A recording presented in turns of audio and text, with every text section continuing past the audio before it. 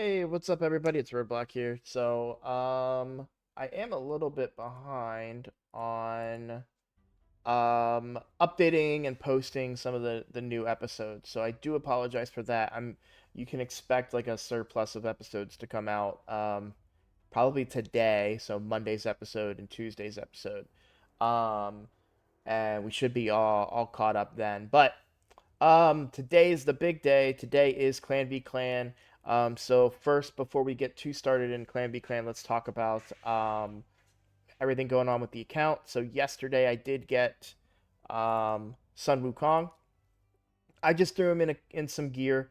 I'm not, I want crit rate gauntlets for now because I need to be able to get crit rate up as much as I can on him. I'd like to have him at 100% crit rate. He also needs to have some accuracy for his abilities. So um, there's a lot. He's a difficult character to kind of build. Now I was able to get some defense ignoring on him to improve upon his A2. And so far, I've been able to ascend him to get his revive, which I'll show you how that has helped me here in a second. And then I have also leveled him up to 38 at this point. Now, because he has that self revive, I am able to bring him in the campaign and use him to carry me and get these extra 3 stars. You'll see I'm at 146 gems. I was able to get masteries for Kale completed. So the next step now is to level up Kale to 6 stars. Um, the reason today is the big day is because it's Clan v Clan, which means that I will be able to get a lot of resources for my free to play account. We are tier 1 again in my clan. I thought we'd be a little bit higher, but still getting a lot of resources today, which is going to be very valuable to me. But also, I get to test and see how well a free to play can contribute. Now, this is a very early free to play account, so not an ideal situation for how many resources I would be able to put up. But I'm going to go over kind of my approach on how to generate points in Clan v Clan as a free to play. First thing I'm going to do before that is check the missions.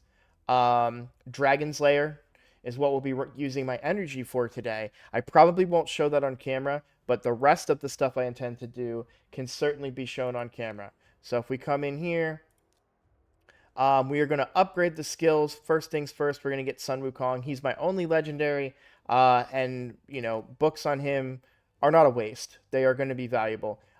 So we're going to put some books in on him. So it looks like we got that's good. We got a lot on his A3, which is big, and then one on the A2, um, which has been very which will that's pretty good placement of those. We also get to book out our Deacon, which is super handy. These are going to increase it or decrease his cooldowns, which is going to bring a lot of value to the account. Um, as well as increasing damage. Now we only reduced that. No, yeah, we did. We got full cooldown reduction on that. So we're going to be cycling turn meter a lot more now, which is very, very valuable. In fact, these couldn't have landed any better. I now have a 100% chance to land my decreased defense, and I get to cycle the cooldowns. This is really, really good. If this could land on the A2 and it did, wow. What great luck I'm having with my books. So, absolutely wonderful. It would be nice to get the leech to land a little bit more, but still, I mean, this is exactly what you want when you're using books on a champion. So then the remaining books that we have are the rare books, and I now have some rares that I'm going to keep. Eris is going to be kept. Spirit Host will be kept for a while, at least until a better option is found. But I don't. These are characters that I don't mind using books on. I'm very torn about War Maiden. Now, in the past, I would have definitely booked up a War Maiden. However, with having Deacon Armstrong, I'm pretty consistently landing better versions of decreased defense. So I'm really thinking that that I don't need War Maiden. She's not as valuable to me as I have previously uh, used her for, especially now with Sun Wukong kind of taking her spot on any of my teams. So we're gonna put the books into Eris, and the books into Eris are valuable, mostly for this. Removes one random debuff from allies, but only has a 60% chance of placing increased speed. However, you increase the buff debuff chance here. So that does book up to 100%. So if I can guarantee that she's going to increase the speed of my team, she'll be the first champion that I have in my account that brings increased speed. And then I do intend to use her for clan boss, so it will be valuable to have this extra damage on the A1. So definitely think there's some value in the Eris there, and I'm gonna probably try and put her in Toxic, which is why I'm excited. Who drops Toxic? Is it Dragon? I don't think it's Dragon. It is Dragon. Perfect. So we're gonna be farming Dragon today with my energy. Um, so that's basically kind of how things will go for me. So we're gonna claim all these resources, very very valuable resources. Couple of things about the resources.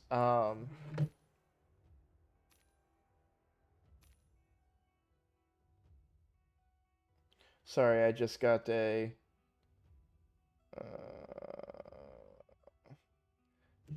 Sorry, I got a message. But back to the video. So these resources are going to be very valuable, but I did want to point out how to utilize some of them. So they are only 6-day rewards.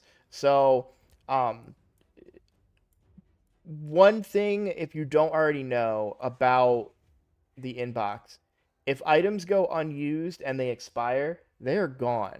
One may think that 6 days when this expires, it just automatically applies to your XP boost, but it does not.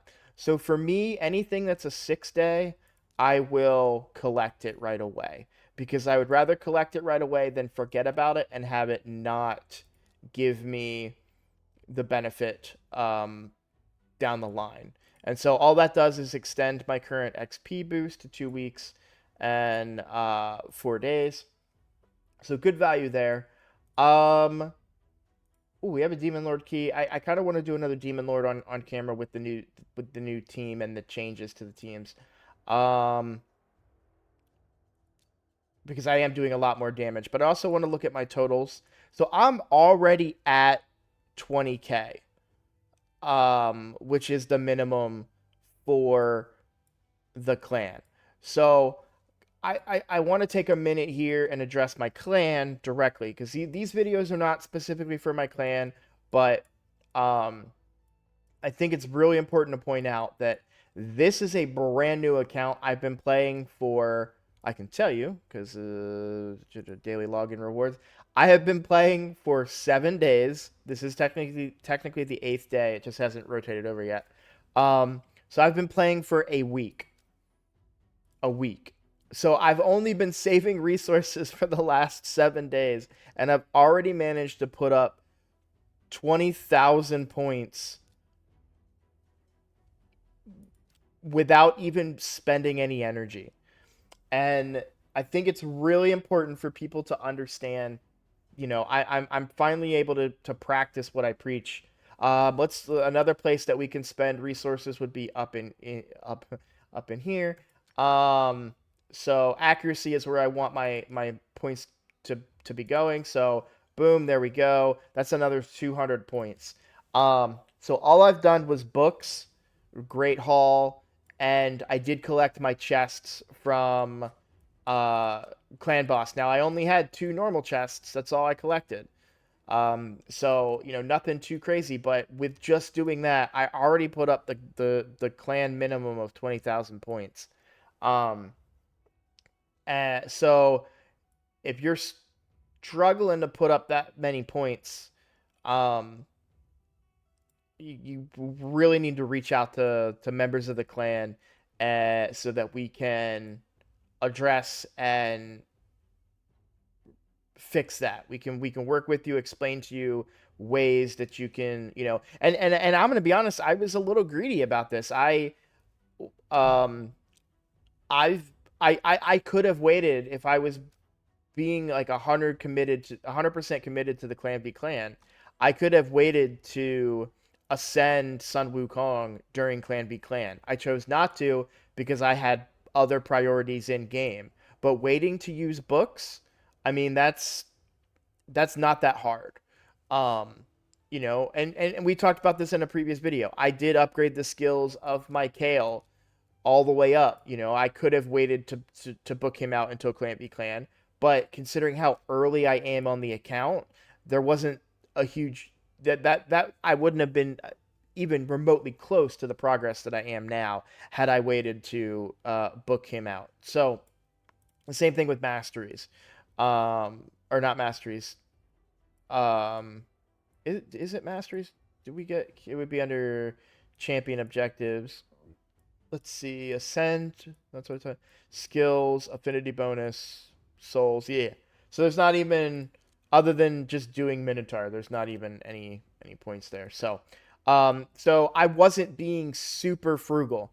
I was spending some of my resources where I needed to develop my account, but saving on the books, that's something that's pretty easy to do. You're talking, because Clan v Clan is every 2 weeks. Waiting, you know, you're not always getting new champions during Clan v Clan. So, you're not waiting a full 2 weeks. You might be waiting 6 days. You might be waiting 10 days, 12 days, but you're not going to be waiting 14 full days usually between uh, you're using your books on your champions like that. So just wanted to kind of point that out, that it is easy to get points as long as you're being smart with your resources. Let's do this clan boss real quick. So you'll see I already did a normal run today. 1.54 million now. So, we're looking at a 3 key for normal, and then if I can keep up those numbers, I should be able to 1 key easy. Now this is because people are doing easy that shouldn't be doing easy, and I'm gonna have to address these people but they've already sent it into my weakest affinity, which it is what it is. But we'll we'll see what kind of damage I can get out of there. I'm curious if I want to spend my key in easy or normal here and show you guys. Let's do normal. Now I want to point out, especially if you're starting a new account now, this is, during the Sun Wukong event. Sun Wukong being able to revive himself is extremely strong. You really want to try and ascend Sun Wukong as early as possible, because his self revive is so incredibly valuable. See, 100% chance. Love it. Obviously, predicated on a weak hit, but we're on Void Affinity, so we should have the decreased defense up for the entirety of this run, which will be the first time that I've had it up for the whole run. No leech, which is unfortunate, but yeah, Sun Wukong being able to revive himself is something that might go unnoticed most of the time. And I say that because you think of him as a damage dealer, as a nuker, but you can really build him out for some heavy damage dealing and not worry about some of the more tanky stats, and then he can self-revive later on in the clan boss. So for example, this guy's probably going to die here. Now these guys do throw in quite a nice, I like that crit, quite a bit of damage for me. But they do die very early. Sun Wukong is kind of in the same boat. I mean, he's under-leveled compared to these guys. And because he's damaged, you want to build him out, and needing accuracy for PvP, you want to build him out for damage and accuracy. So he will die relatively early compared to the other champions on the team. However, it's less impactful because he's going to come right back. Now, in this case, he's actually taking a little bit too long to die, which sounds a little crazy to say out loud, but, I kind of would have preferred for him to die to that stun there because now he's dead and it's going to take 2 turns before he comes back up. But he does come up with full turn meter, which is extremely valuable, so we're going to get another big hit from him. Maybe we get a crit, and we do. Another 13,000 damage, so... and then, of course, with the leech landing, that's going to help keep everyone alive. Or more alive. So being able to get to these extra stuns is pretty good. I'm usually getting... At this point, Kale starts taking the stuns, which we don't want Kale to take the stuns because Kale gets stunned, he gets his turn, and then the boss gets another attack, and Kale doesn't get a chance to heal with his lifesteal gear. So we're going a lot deeper than we've gone in other ones so far. No crit there, but that's actually really good for me. So Kale is not going to get stunned. He is going to take an AoE hit here, but we now get to counter and heal back up. And then, of course, Sun Wukong revives, and that's as far as we're going to be able to go. But still, 1.91 million damage. I think we might have just 2-keyed normal. So I'm a little short, just a little bit short. However, my previous key was without a booked Deacon. So now that Deacon is booked, I am very, very confident that we would have been able to get that 1.9 million on the earlier run today, which would should very easily put me over that 3.6 mark. So I'll use one more key up here in normal. My easy should be pretty like I should be able to do easy on a 1 key. Is it tier 2 that we get Clan Boss? It is. I wish we were still tier 2. It's sad to see us drop so far down, and this does bring up other things, but that's for a clan v clan that's for a clan conversation, not necessarily this video. So also I'm about to get another book here, which is going to help me put up more points, and then getting these rings on a free-to-play account is very, very valuable. These rings are very good. This one, I think, is the shield one. And then this is great for PvP because it reduces when I get hit with an attack. It makes it a weak hit. There's like a 5% chance, I think. So, plus, we're extremely short on accessories. I was lucky enough to have a ring to put on him.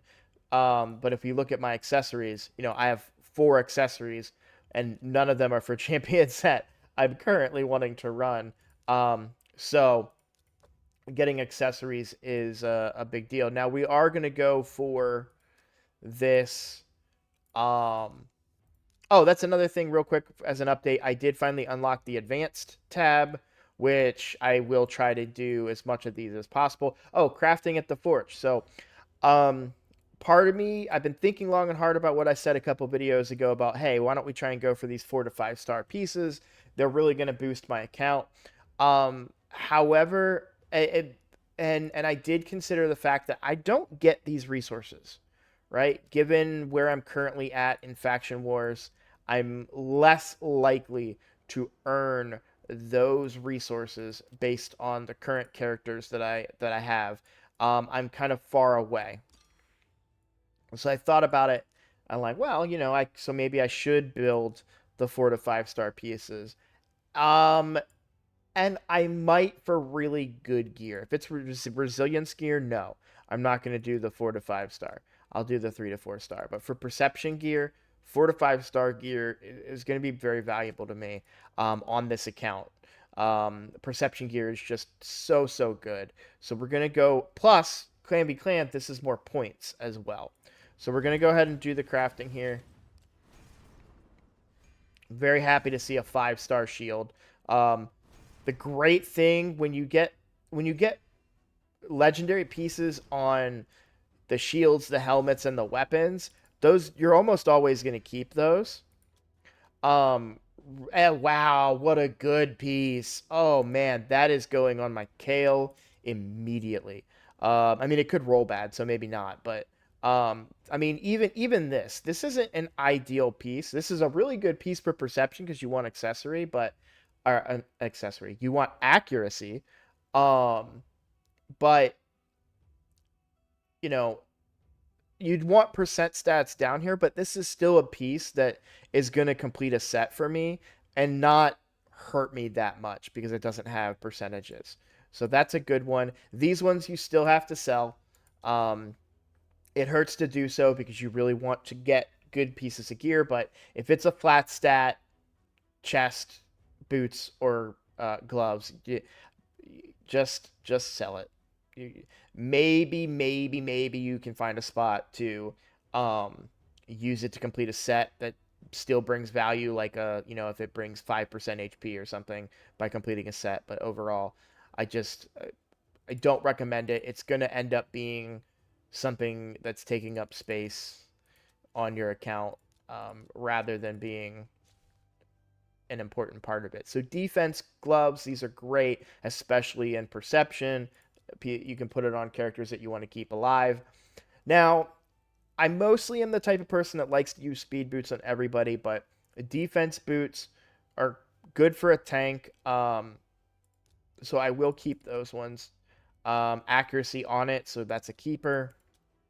Resistance. So people are probably going to judge me on this. I never use a resistance chest on any character on my main account. I have never used a resistance chest. Um, there are definitely, I definitely understand the value. Um, but I personally have never needed to use it. And so I'm not going to keep those. I'm going to sell them because they're just going to take up space in my inventory and not really give me too much help. This time too, I want to point out, so 175 tournament points. I didn't see how many points we got on the previous one, but I know that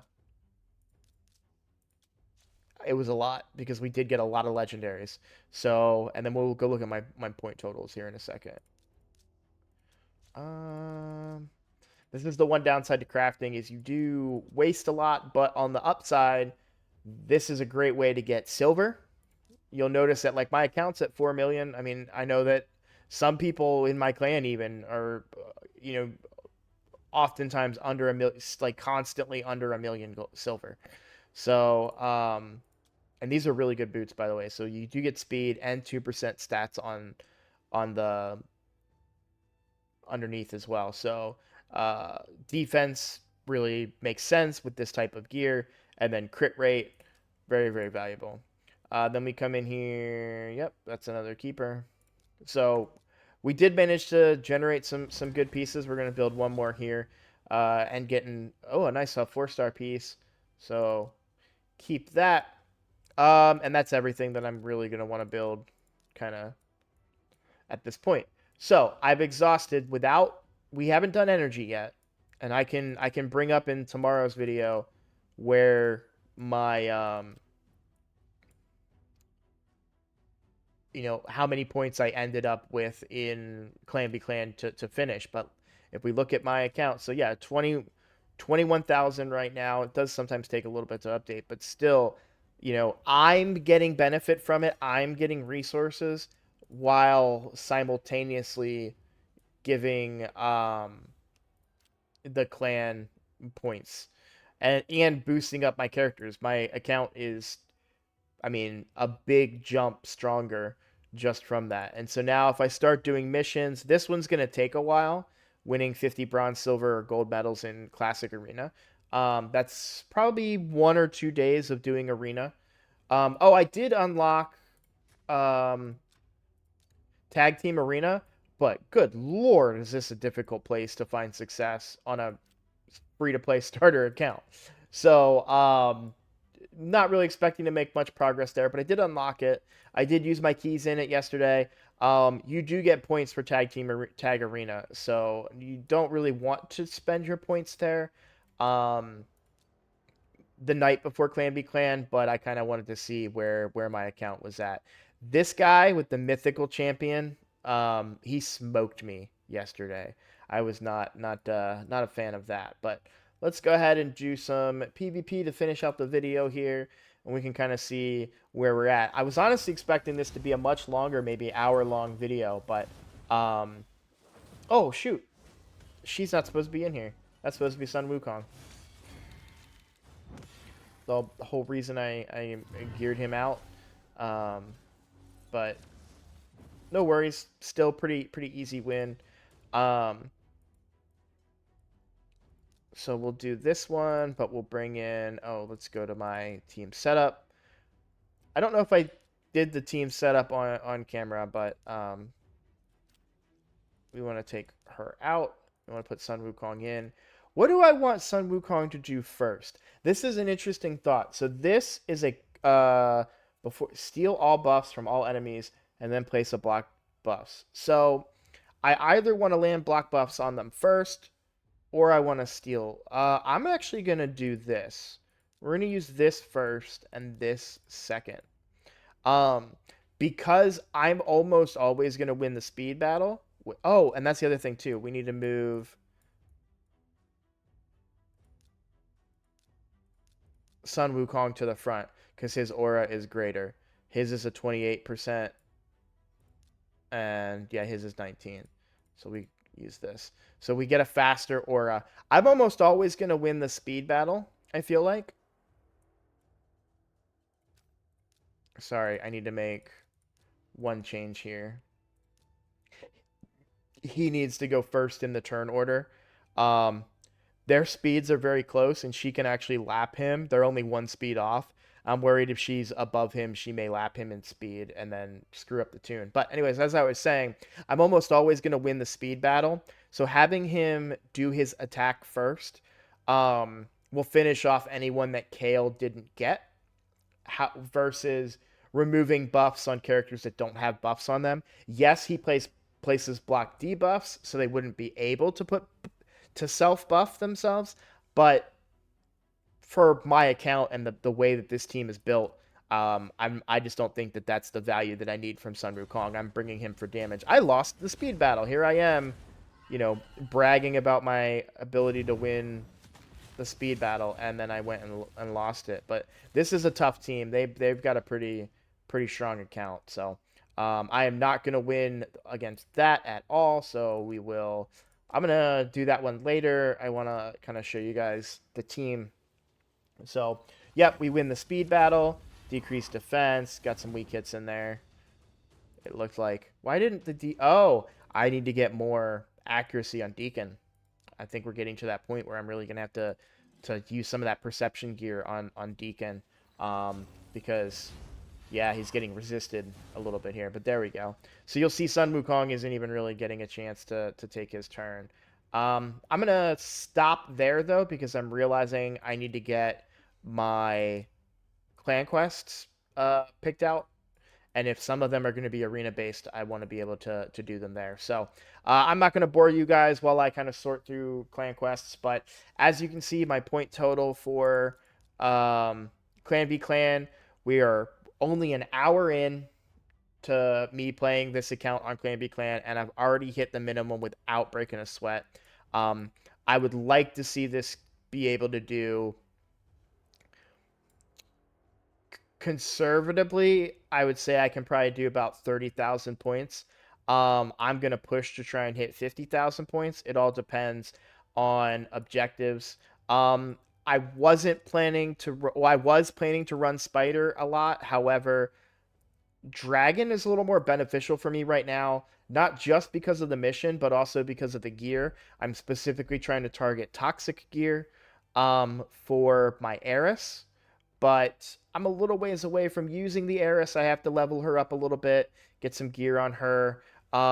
So I'll probably do Dragon, obviously, to get this done, and then, oh, and you know what? I need to do Dragon first because I'm earning medals and they're not counting towards this mission. So I don't want to waste any more arena keys or arena tokens if I'm not getting mission benefit there.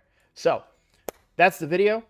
Good luck to you all in Clan v Clan today, and I will see you in the next one.